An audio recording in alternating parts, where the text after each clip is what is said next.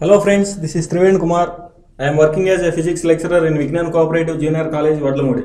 Today I would like to start a new lesson, Mechanical Properties of Fluids. Video, we can discuss about the contents, introduction to the fluids, pressure, density, Pascal's law, variation of pressure with depth, and manometer, barometer. These all contents are discussed in the today video. Introduction to the fluids. Fluids means by applying an external force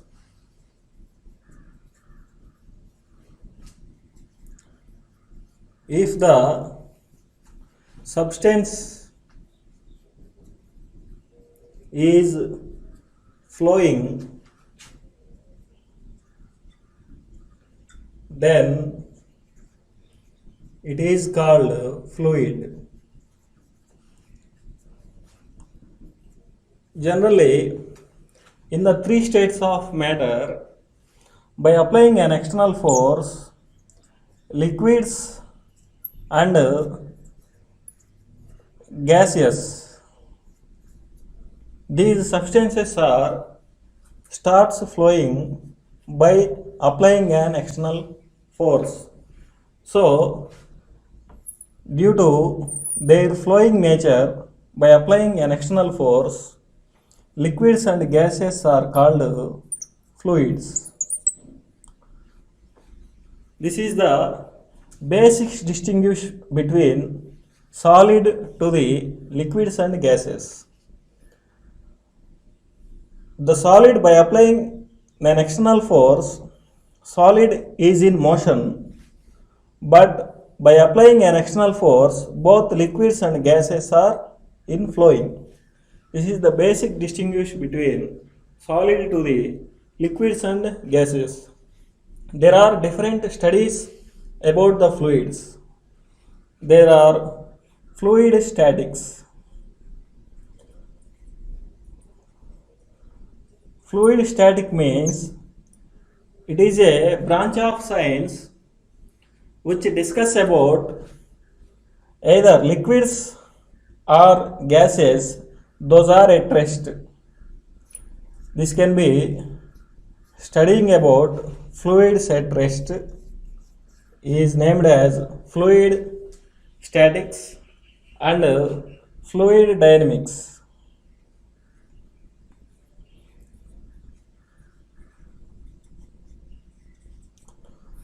Fluid dynamics means in the study of fluid dynamics, it can be tell about the properties of the fluids, those are in motion. Those are in motion. Either liquids or gases, if those are in motion, then we can describe the properties of the either liquids or gases, then the study can be named as fluid dynamics. And the another one is fluid mechanics.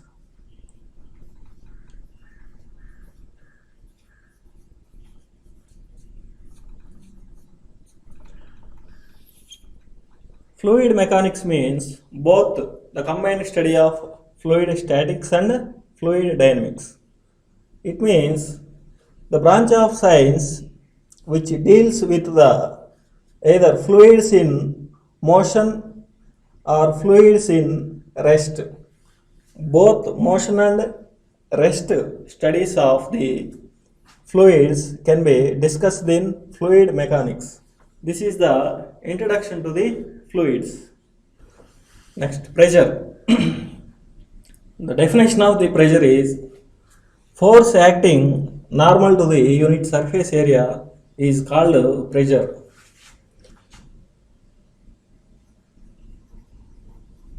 Force acting normal to unit surface area is called pressure.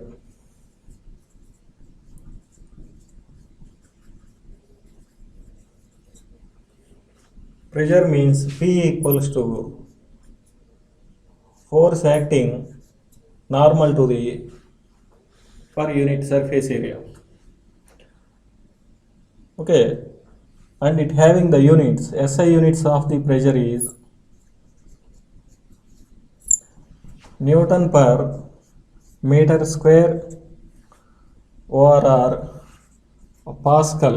The units of SI units of the pressure is Pascal, and simply it can be denoted as PA, and the CGS units is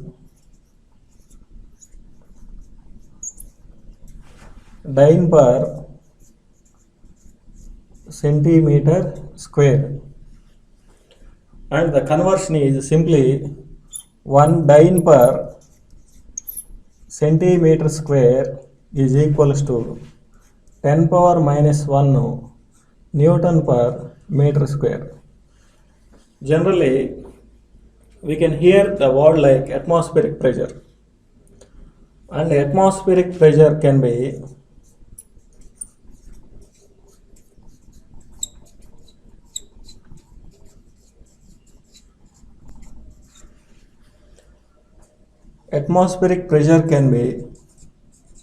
determined by using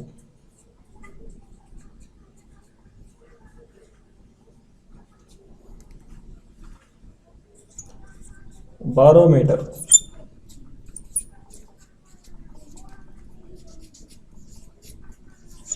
For the Earth planet, one atmospheric pressure is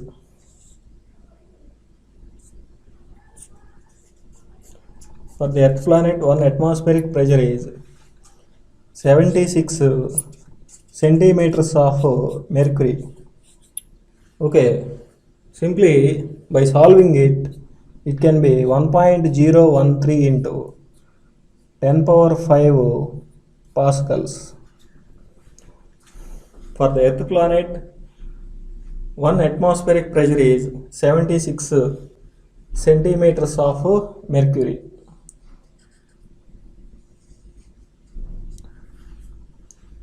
Okay, by solving it, it is 1.013 into 10 power 5 pascals, and the dimensional formula of the pressure is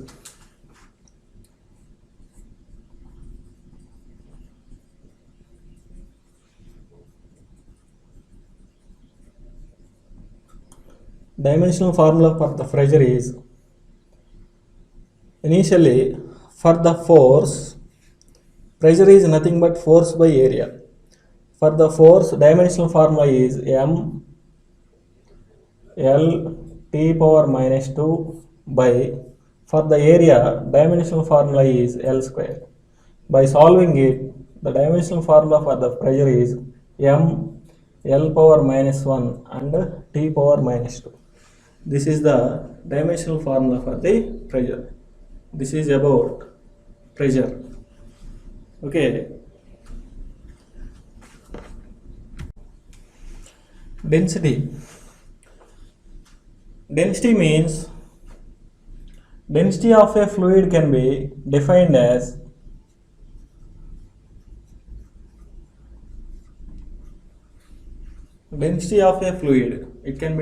simply defined as mass acting per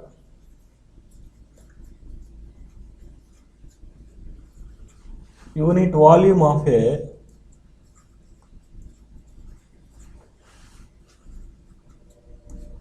fluid. Mass acting per unit volume of a fluid is nothing but the density of a fluid. Simply, density can be indicated by the letter rho. It is rho equals to mass of the fluid by volume, and density having SI units kg per meter cube, and it having the CGS units gram per centimeter cube. And conversion between the CGS units and SI units for the density is 1 gram per centimeter cube equals to 10 cube kg per meter cube. Okay, density of a fluid tells about the inertia of the fluid. For example, if there are two fluids, like one is air and another one is water, compared to the water, air has less density. So, by applying the small force, air can accelerate easily, but not water. That's why the density, if it has more density, its inertia is also more. The more density liquid does not accelerate for the applying the small forces. That's why the density of a fluid tells about the inertia of the fluid. Relative density.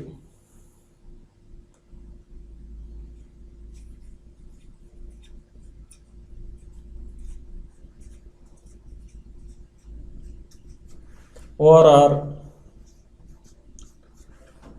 specific gravity.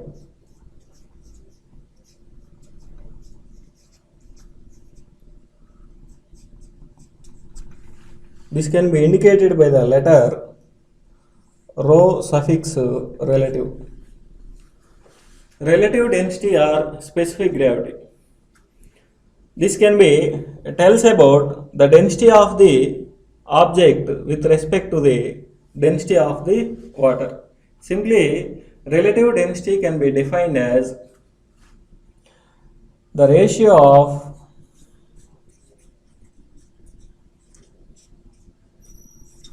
density of the object, the ratio of density of a material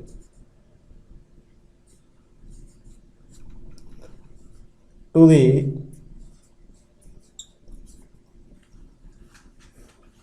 density of the water at 4 degrees Celsius is called relative density. The formula for the relative density is relative density rho relative equals to density of the material by density of the water, which is at 4 degrees Celsius. This is called relative density or specific gravity. And the relative density and specific gravity does not any units and does not having any units and dimensional formula. Generally, at 4 degrees Celsius, water having density of the water at 4 degrees Celsius is 10 cube kilogram per meter cube, and in SI units is 1 gram per centimeter cube. Okay, this is the constant of density of water is 10 cube kg per meter cube in SI units and 1 gram per centimeter cube in CGS units. Next, density of mixture. Okay, consider there are two liquids of masses M1 and M2 having densities rho 1 and rho 2.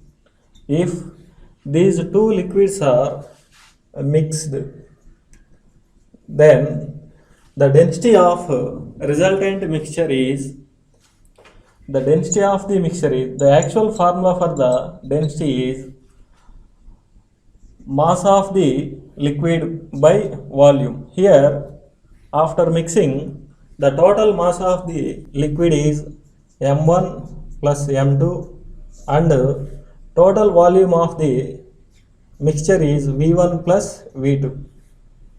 Okay, by solving this, density of the resultant mixture is equals to M1 plus M2 by volume. Volume means again mass by density. Simply it is m1 by rho 1. V1 means volume is nothing but mass by density. For V1 it is m1 by rho 1 and for V2 it is m2 by rho 2. By solving this, density of the mixture is m1 plus m2 into rho 1 rho 2 by rho 2 m1 plus rho 1 m2. This is the formula for the density of the resultant mixture of the two liquids.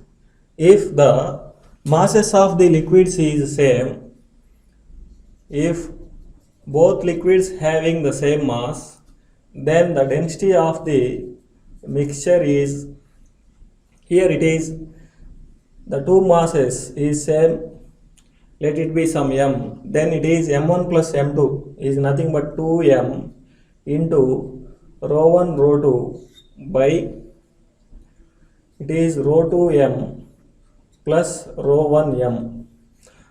By cancelling the common term in the numerator and the denominator, if two equal masses of the liquids are combined having the densities rho 1 and rho 2, after combination the mixture density is, by cancelling the common terms, it is 2 rho 1 rho 2 by rho 1 plus rho 2. This is the formula for when two equal masses of the liquids having densities rho 1 and rho 2 are combined. After combination, the density of the mixture is 2 rho 1 rho 2 by rho 1 plus rho 2. Density of the mixture. If two liquids having the volumes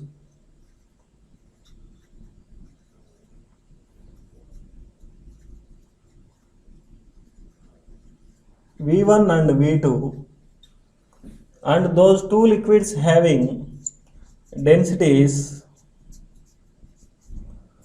rho 1 and rho 2 respectively, if these two liquids are combined, then what is the resultant density of the liquid? It is nothing but resultant density of the mixture. Once again, density means mass by volume. Here there are two liquids. After combining those two liquids, let it be mass of the first liquid is m1 and the mass of the second liquid is m2, and after mixing those two liquids, the total mass is m1 plus m2 and the total volume is v1 plus v2. Then the density of the mixture can be written as mass is nothing but volume into density. Simply it is, in the place of m1, mass is nothing but volume into density. m1 means v1 rho 1 plus m2 means v2 rho 2 by v1 plus v2. Okay, this is the formula for the density of the mixture when the two liquids of volumes v1 and v2 and their corresponding densities rho 1 and rho 2 are mixed together. Then the resultant density of the mixture is v1 rho 1 plus v2 rho 2 by v1 plus v2.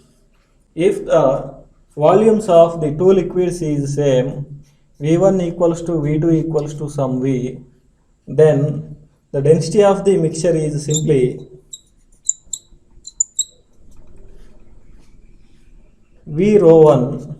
By substituting the common values of v1 and v2 as v, then it is v rho 1 plus v rho 2 by v plus v, it is 2v.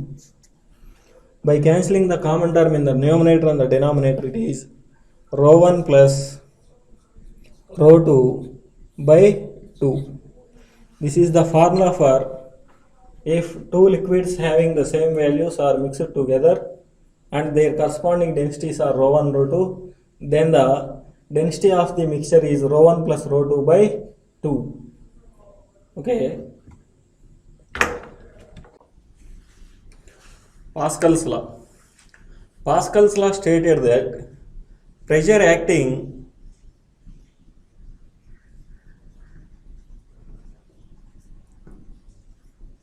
at same level of fluid, same level of static fluid is same.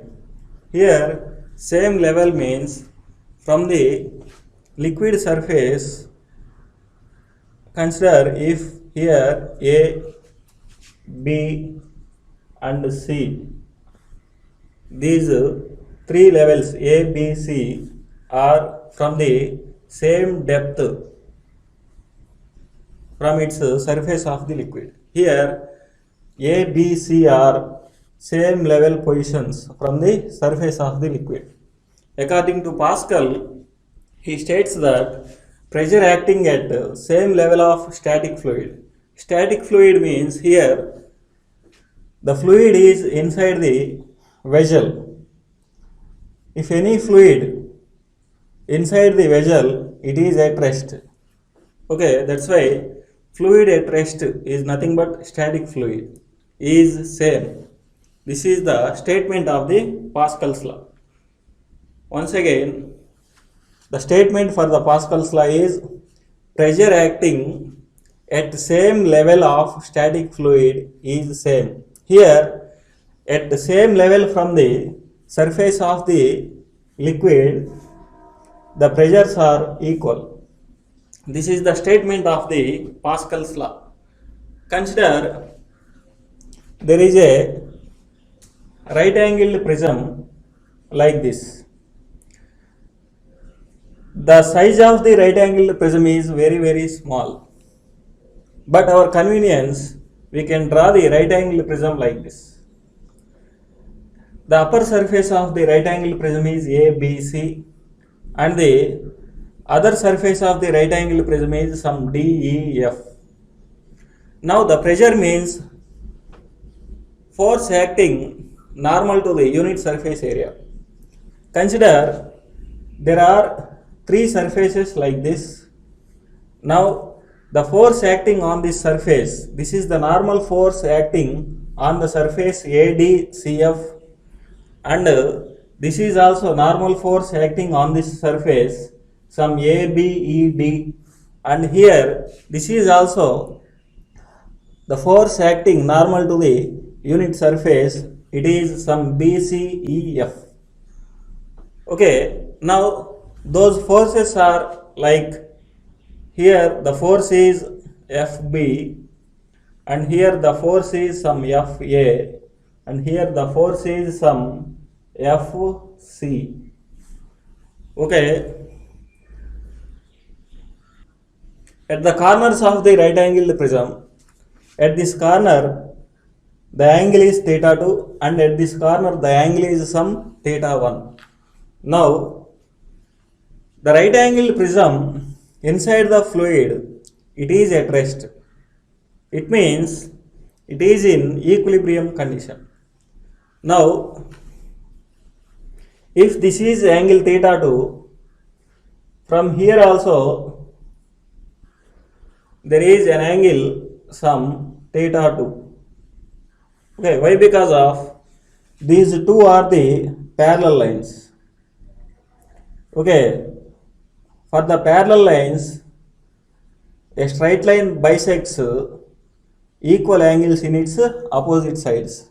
Okay, that's why here the angle is theta 2. Here this force FB acting normal to this surface.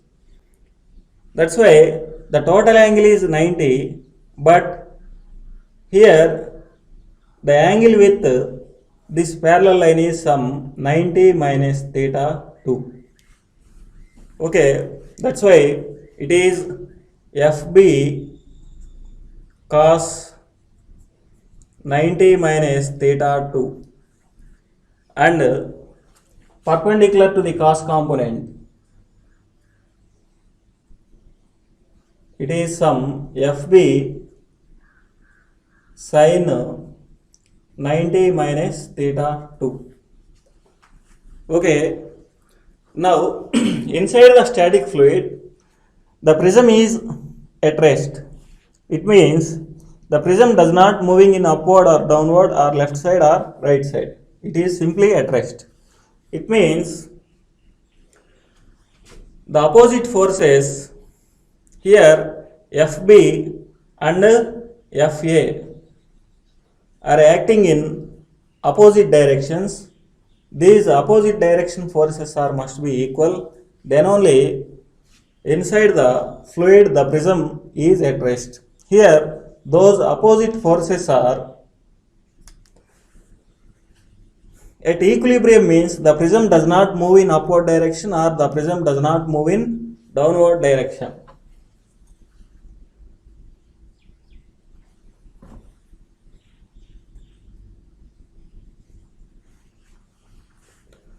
Okay, inside the static fluid the prism is at equilibrium condition. At equilibrium condition means the prism is at rest.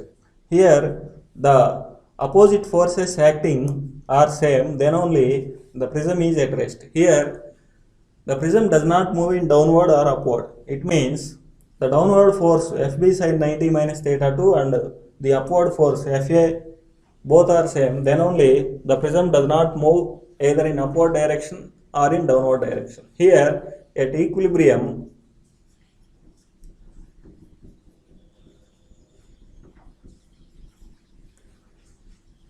FB sin 90 minus theta 2 equals to FA. By simplifying this, FB sin 90 minus theta 2 is nothing but FB cos theta 2 equals to FA. From this, we can simply write that cos theta 2 equals to FA by FB.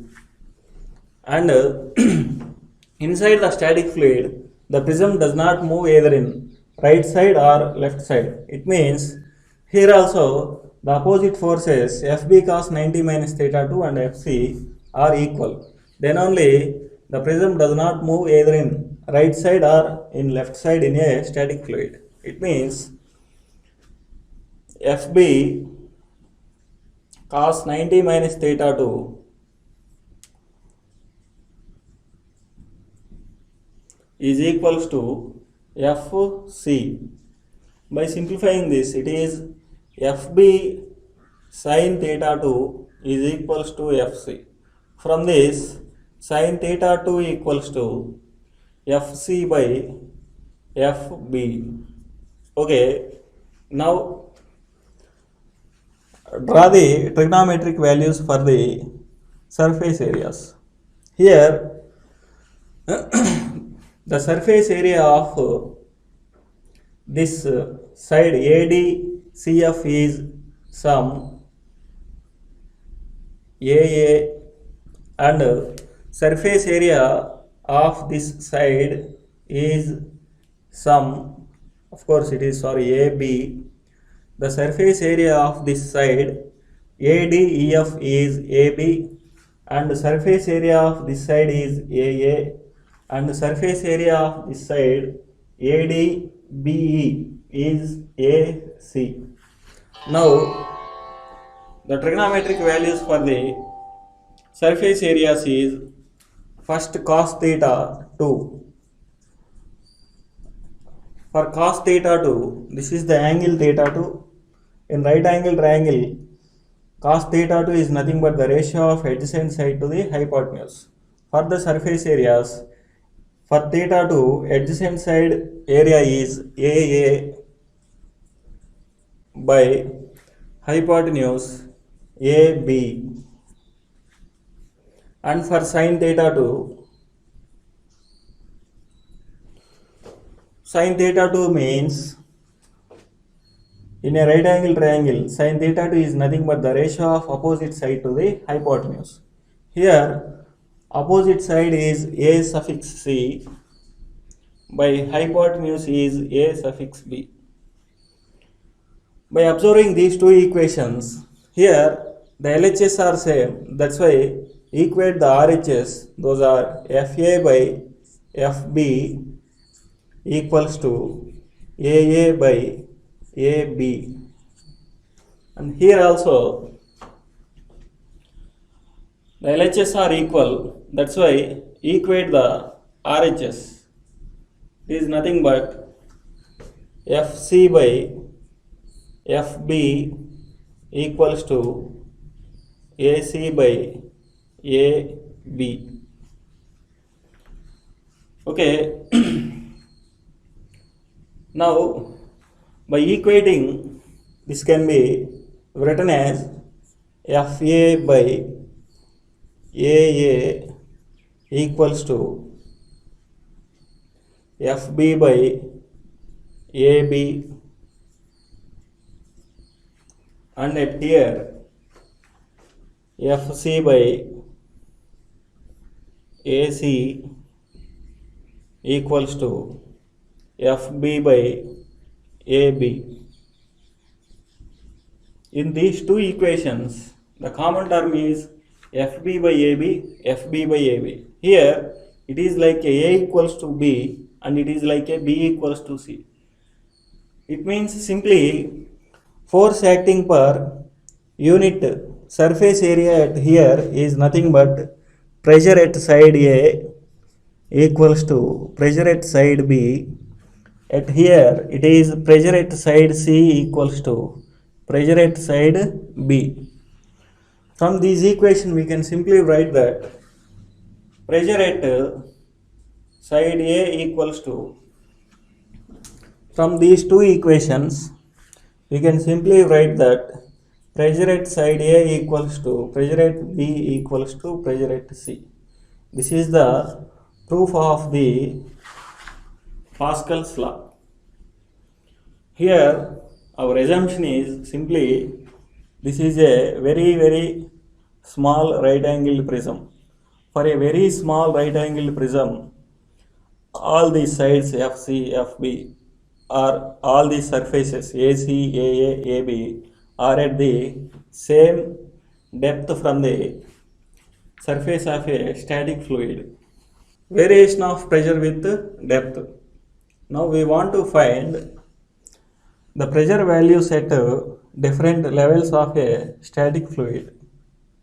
Okay, let us consider there is a some amount of the liquid in a beaker, and in this static fluid we want to find the pressure at here and the pressure at here.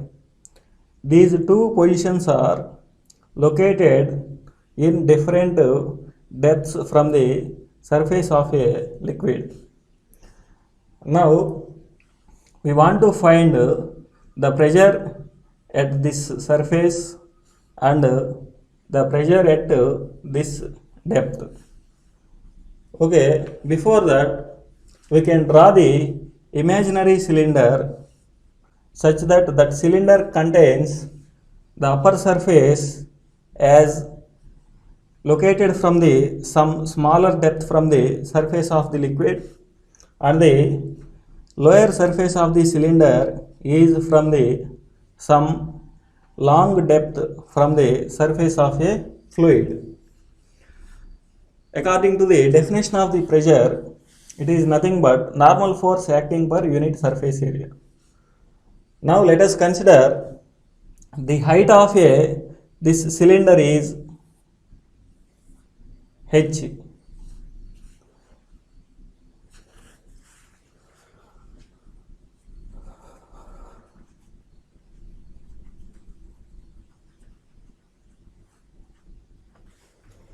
Now let us consider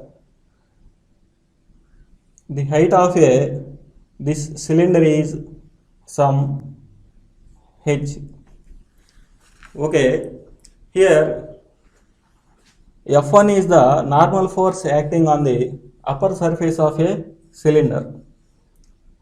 Okay, inside the cylinder, inside our imaginary cylinder, the weight of the water mg acting vertically downward direction. Okay, for this surface, normal force acting like this, and for this surface, normal force acting in upward direction. Inside the static fluid, we want to find the pressure at different depths. Okay, these points in a static fluid are at rest. It means these 2 points are in equilibrium. At equilibrium, total upward forces is equals to total downward forces. First of all, the weight of the static fluid in our imaginary cylinder is some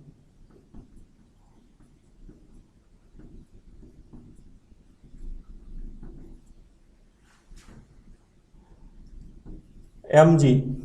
Here, the mass is nothing but volume into density, and for the cylinder, the volume is area into height into rho g and h rho g, and inside the static fluid, this cylinder is in equilibrium condition. Equilibrium condition means total upward forces is equals to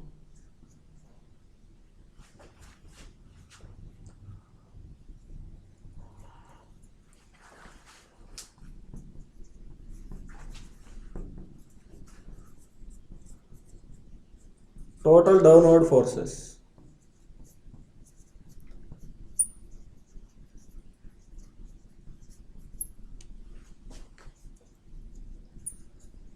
It means here downward forces are force acting on the upper surface of the cylinder, normal force acting on the upper surface of the cylinder, and weight of the fluid inside the imaginary cylinder. These are the total downward forces, and there is one and only upward force, it is F2. Here total upward forces is F2 is equals to total downward forces is F1 plus mg. From this equation we can simply write that F2 is nothing but pressure into area, P2 into A equals to P1 into A plus mg. Weight of the fluid inside the cylinder is nothing but finally it is AH rho g.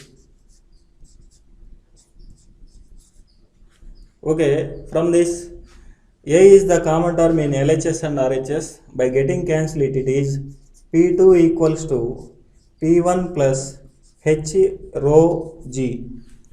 P2 equals to P1 plus H rho g. It means pressure acting at the bottom surface of the fluid is P2, and pressure acting at the top surface of the liquid is P1. From these two, pressure acting at the imaginary point which is at the bottom surface of the cylinder is some P2. It is equals to P2 equals to P1 plus H rho g. Here H is the depth below the upper point in a static fluid. If the gravity consideration is negligible, then G equals to 0.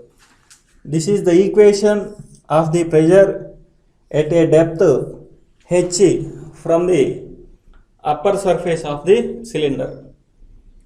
This is under the consideration of the gravity. If the consideration of the gravity is negligible,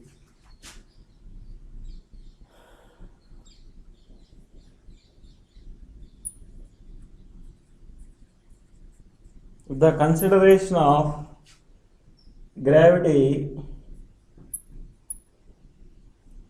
is negligible, then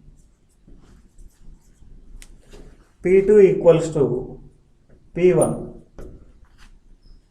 The consideration of the gravity is negligible means it is G equals to 0.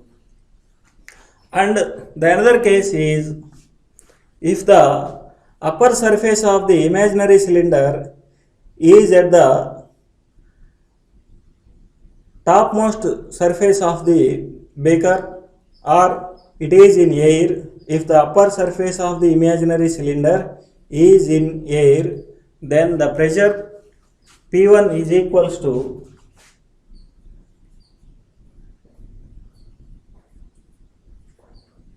if the upper surface of cylinder is in air, it means pressure at the upper surface of the cylinder is nothing but atmospheric pressure. Okay, then P2 equals to P naught plus H rho G. If the upper surface of the cylinder is in air, then this P1 is equals to atmospheric pressure. Then the P2 is nothing but pressure at depth H below the upper surface of the cylinder, which is P2 equals to P naught plus H rho G. This is about variation of the pressure with depth.